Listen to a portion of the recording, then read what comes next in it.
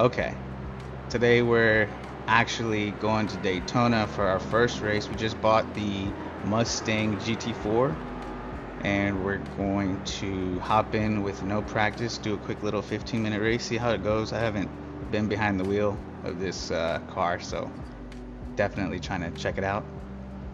So just purchased the car, jumped in, no practice. I did get quali, so technically the qualifying laps were my practice laps to get acclimated with the car. So we're doing the Skip Barber Ford Mustang Challenge, and that's with the Mustang, the GT4s. That's with the Mustang, the GT4s. So currently we're on our out lap. Alright, currently we're on our out lap. Green flag just dropped. So I had a bad start. As you can see, I had the gentleman in the, I think it was the white Ford, holding me back. He had a late start. So the blue number 6 car swung by, and I kind of swung right behind him. I'm in the number 11 Miller High Life Genuine Draft livery. Definitely a fun race, exciting race. Oh, the yellow Mustang just bent it, took out the gentleman behind me. Nah, but I had a lot of fun in this race. I thought that the car handled a lot better than I was expecting. I guess I'm really biased against American built cars. I feel like the handling there is not as on point to the foreign, German, European counterparts. So I have been wanting to purchase the car just to ride around with some of the other friends in the community, so we can so I can take part in the races that they host. So this was me just kind of dabbling and getting my feet wet with it. All right, in the number 6 car, he was just pushing too hard. Still have cold tires. Good thing is I just came off a race with the GT4s, but it was the Cayman, the 718, and I got pretty comfortable with Daytona. So after that, I mean, just knowing the track a little bit more helps a lot. The braking points, I felt like they were on par. I was just braking a little bit earlier because, again, I trust the Porsche's handling a lot more than I do the Mustang. So that was kind of the reasoning for my early braking. But it kept me safe and kept my nose clean. So I definitely was aiming to survive more than I was aiming to push the car to its limits, because I haven't driven the car enough to even understand its limits, you know? So that's kind of where I'm at with this.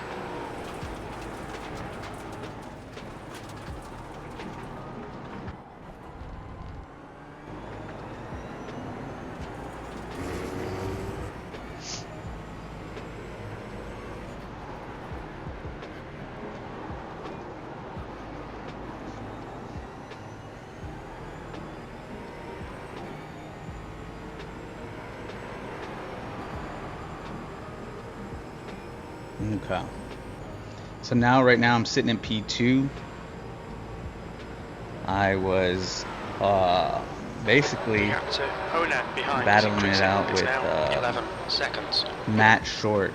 So basically for the duration of this race, it's going to be a battle to see where we're going to end up on the podium. Because I will, spoiler alert, I did end up on the podium in my first race, so I thought that was pretty cool, pretty exciting.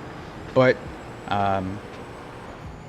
because Matt back here in the, what number is he? Whatever.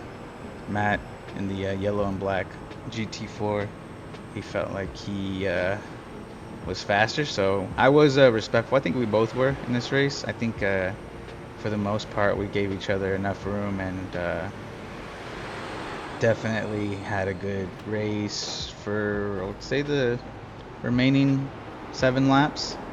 So it goes pretty close, you know, back and forth with me and Matt.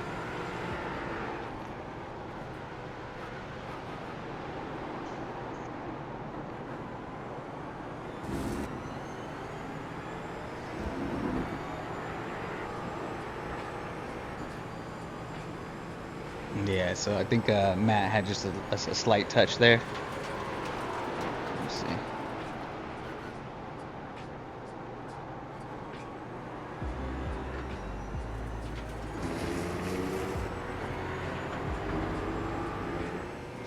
Yeah, because right now we're in lap 3.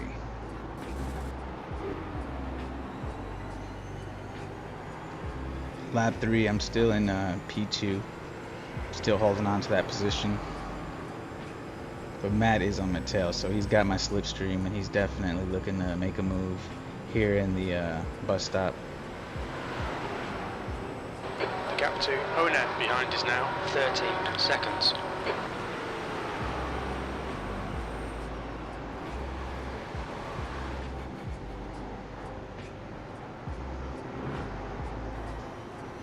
So I'm definitely being cautious, just keeping it clean. I'm not getting too aggressive with the throttle because I know that this car slides out easily, at least from what I've heard. So I definitely was trying to feather the throttle as much as I could, at least the best of my ability, right?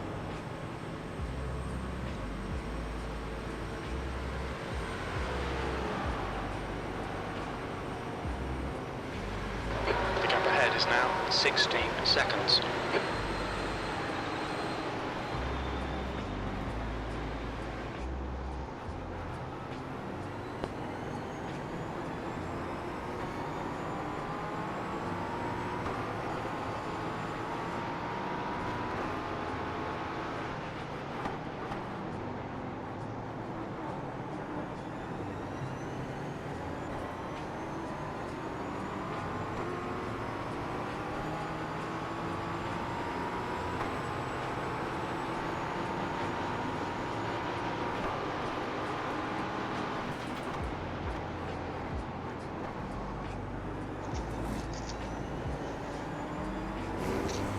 Alright, so lap 4, Matt does make a good attempt to try to pass.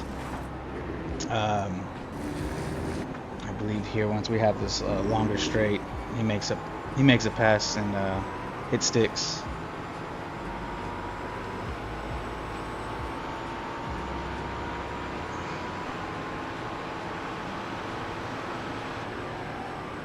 The gap to P3 in front is So now we're side by side, coming into the bus stop.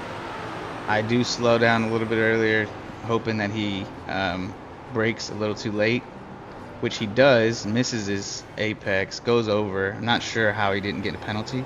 I would have to see what happened there, but at this point, I do retreat from that P2 position, and now Matt's in that P2 and I'm in P3 right now. So I'm still confused on what happened. I don't know if he received a penalty for that or if he had a slowdown. I'm not sure. I don't know. I thought that was kind of odd, but it is what it is. So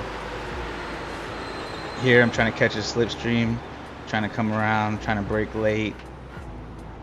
Then we go and he kind of takes the defensive line. I'm kind of stuck behind him. I don't want to do anything to jeopardize both of our race, so I'm just trying to keep it clean again. Like, for me to finish, that's a win. So I'm definitely trying to keep it clean, right, and respectful. And for the most part, he's been pretty clean too. I think that him jumping the curb, in my opinion, I would have given that place back, but I mean, it is what it is. What can he do? And I think, from my understanding, if he was able to capture that P2 position and not have to give it back or like give a penalty, he probably served the penalty just in driving the track, which is something that I think a lot of these experienced drivers do. Is like if they can cut a chicane and have a lot more to gain versus actually. The gap to Alexandra ahead is now 14 seconds. like versus the penalty, you know. So you got to weigh out the pros and cons. If I cut the chicane and I get a 10-second penalty, well, I gained 13 seconds off of cutting the chicane. Then who cares, right? So I think that's something that iRacing needs to fix. But as of right now, it is what it is. So.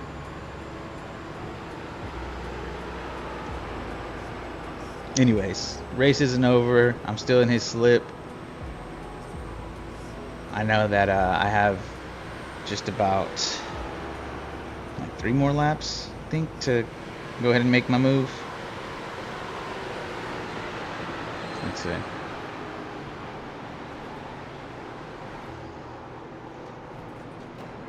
Alright, he overshoots it, but like in Dum Dum, I follow him off the into the gravel a little bit, and that would have been a perfect opportunity for me. I do slow down here just to give him enough space, because he, I would say, like right there, he kind of did squeeze me out. But it's okay. Again, like I didn't want to tap him and gain position just from, pop him off the track. So just trying to be respectful, being a gentleman, keeping it clean. Yeah, it's okay though. I figure at this point I still have another go. I'm keeping up with him. He's not losing me, so our pace is on par, I guess.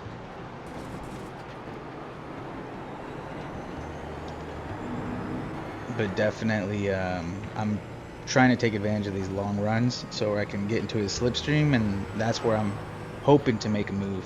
So here's where I try to fake him out. I try to go low and then I go high, but I just took the wrong line. After we jump into the after we do the bus stop, I fall behind here. Then this is where I'm gonna keep close and then try to use the slip to kind of throw him off.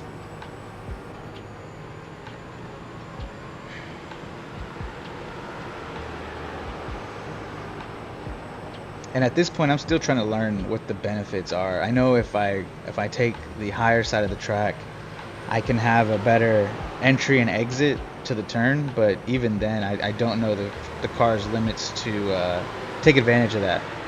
So right now, I'm just going to go ahead and stick with the bottom. I'm going to stay on the bottom side. I'm going to try to keep it tight.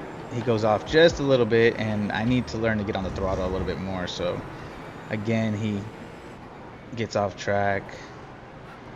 Keep it respectful. I braked a lot just to keep him, out of the front end of my car. It's okay though. Then here, I see a little run, so I'm gonna go side by side with him. But again, to avoid crashing out, I just tap on the brakes and let him have it. Because we both could have sent it through there, and we both would have been out the race. So I was just using my better judgment to kind of get us around the track, because at the end of the day, we both can end each other's race off of one turn, so I wasn't trying to go for that. The gap to Alexandra ahead is now 30 seconds.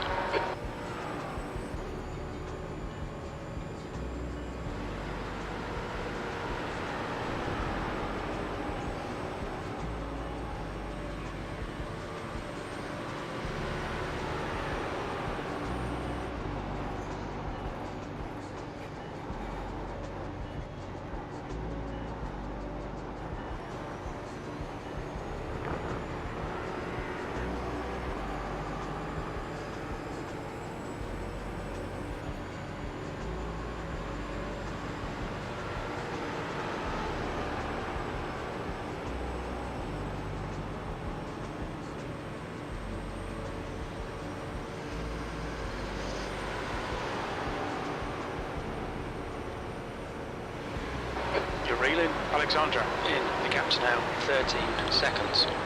Alright, and here, coming into turn 1 again, I'm trying to go a little bit deeper. But again, because I'm in the inside, he's got the better entry and the better exit. So I have to succeed the position, just stay back here, and try to wait for another opportunity to strike.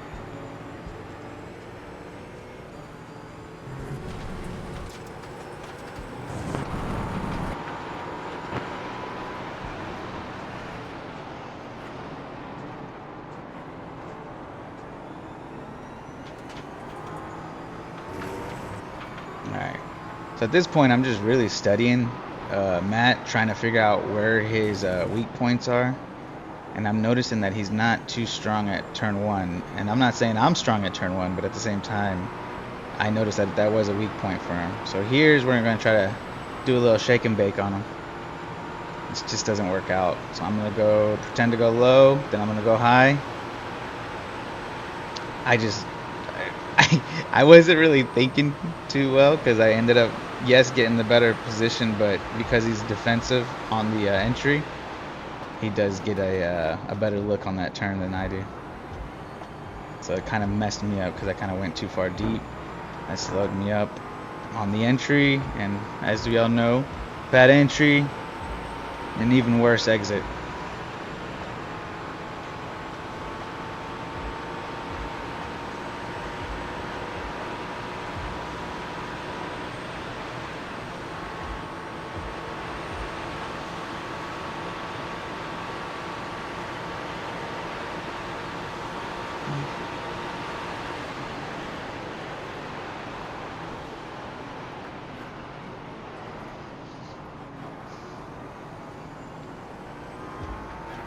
Anyways, appreciate you guys watching. I hope you enjoyed the race. I'm out.